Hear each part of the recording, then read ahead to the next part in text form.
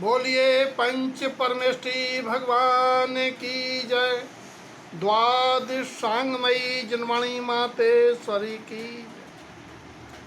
प्रथमान योग में जिन पुरुषों के नाम उल्लेखित हैं उनके निमित्त से हमें अपने जीवन निर्माण के लिए क्या शिक्षा ग्रहण करना चाहिए, इस विषय चर्चा चल रही है।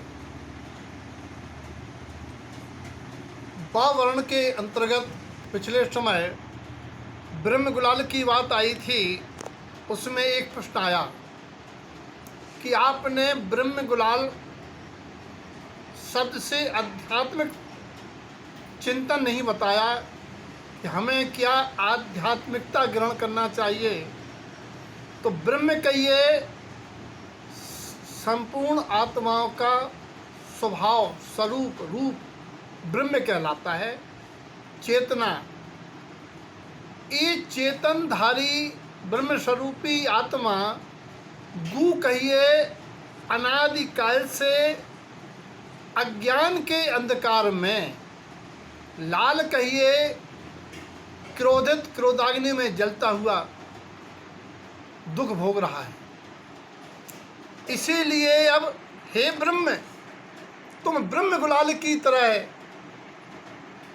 अपनी स्वानुभव द्वारा स्वानुभूति प्रमाण जिन दीक्षा धारण कर मुक्ति को वर्ण करो।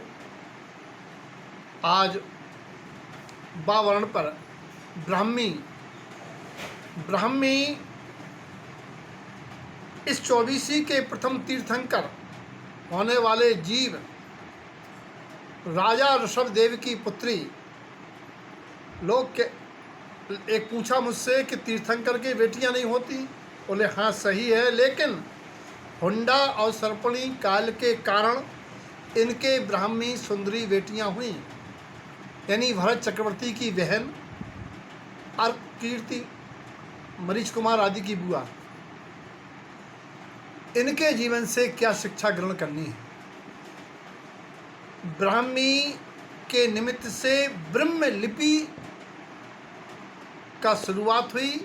राजा ऋषभदेव ने उन्हें लिपि का ज्ञान कराया और उस ब्रह्म लिपि से ब्रह्म स्वभाव की अनुभूति हो, ये ब्राह्मी के निमित्त से सीखने की बात है। ब्राह्मी ने आज भारत की बेटियों को ये दिग्दर्शन कराया है।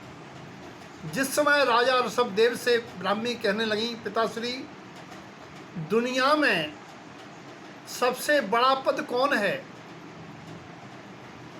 तो उन्होंने कहा परमात्म पद, परमात्मा। बोले हमारी दृष्टि में आप भी बड़े हैं। बोले बेटा हम कहाँ बड़े हैं। बोले कि आप क्यों बड़े नहीं हैं? सब आपको नमन करते हैं, सिर झुकाते हैं, आप क्यों बड़े नहीं हैं? बोले किसी बेटी का पिता बड़ा नहीं हो सकता, क्योंकि उसे भी अपने जमाई के सामने नतमस्तक होना पड़ता है। इतना सुनते ही ब्राह्मी ने कहा मैं अपने पिता का माथा किसी के सामने झुकना नहीं देख सकती, अतः मैं बाल ब्रह्मचारी पद धारण करती हूँ। उन्होंने अर्च का दीक्षा धारण कर ली। अर्थात बेटी वह है जो पिता के सम्मान के लिए हमेशा चरित्रवान हो। ये शिक्षा ब्राह्मी से लेने की चीज़ है। और अगला शब्द है बलभद्र। आगम में नारायणों के बड़े भाई को बलभद्र कहते हैं। कृष्ण के बड़े भाई का नाम ही बलभद्र था। उनसे ये सीखना है कि जब बलभद्रों को भी मोहिनी कर्म के उदय के निमित्त से नारायणों के मृतक देह को 6 महीने टांगे फिरते हैं, अर्थात आनंद बंधी का दिग्दर्शन करने वाली ये परिणति मोह के उदय का स्वरूप बताती है,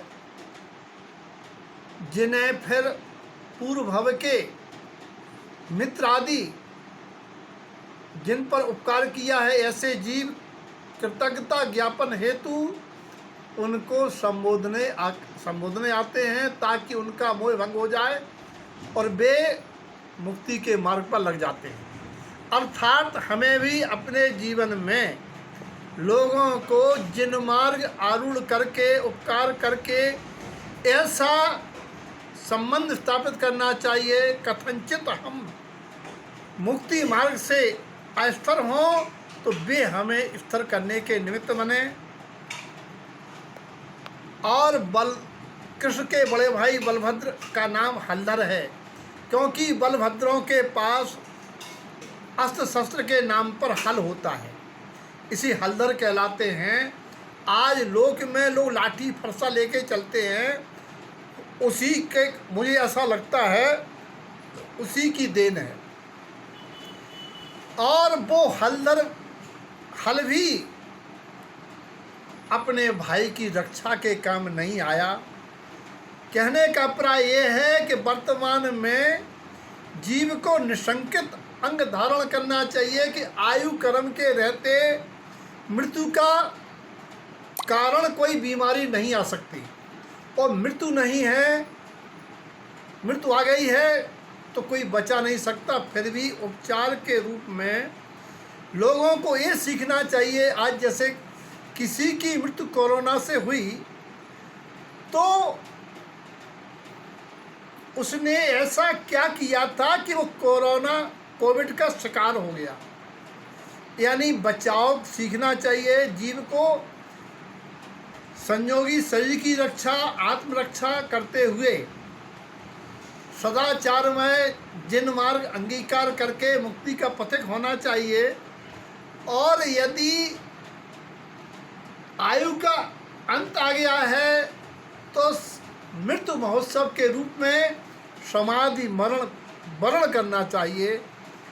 जय तारण तरण, जय जनक।